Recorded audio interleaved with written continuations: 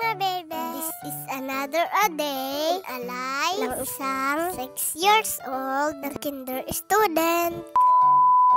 Ngayong araw po ay maaga akong gumising kahit walang pasok dahil nga po kailangan ko magpapogi. Aba naman, kumain lang po ako ng tinapay tapos naggatas at nag-swimming na kami ni Nini sa dagat. Sakto nga po, mainit na ang panahon at hindi pa malanit ang sikat ng araw. Kaya po, perfect time para maglangoy. Kakagaling ko nga po sa ubo. Mas okay daw po na maligo sa dagat kapag umaga. After ko po maligo, ay kumain na po ako ng almusal. Nagbihis na po kami ni Mama. Sumakay na po kami sa motor papunta sa bayan kasama si Papa. Natutuwa nga po ako dahil minsan lang namin makasama si Papa sa bayan. Dahil nga po, palagi siyang busy sa work niya. Sabi nga po ni Mama, ay mahaba na yung buhok ko. Kaya nga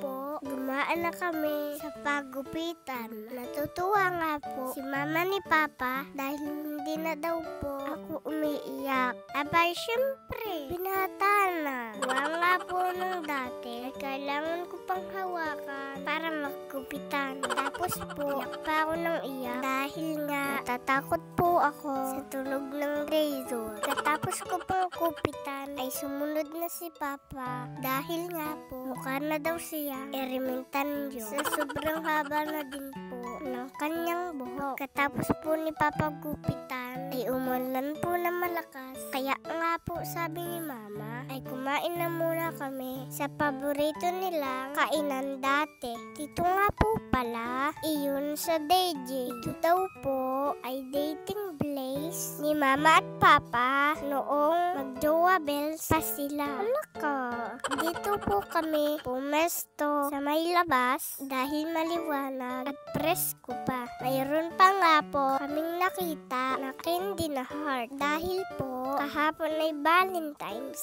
Pagdating po ng order namin ay kumain na po kami. May kibihon nga po pala ang in-order namin dahil po paborito namin iyan. O diba, dati po ay si Mama ni Papa lang ang kumakain dito. Pero ngayon ay 3 na kami at malapit na maging 4. Charot! Pagkatapos po namin kumain ay bumili kami ng bigas at dumaan lang po kami sa amo dahil po may kinuha lang si Papa. After po noon ay umuwi na rin po kami dahil po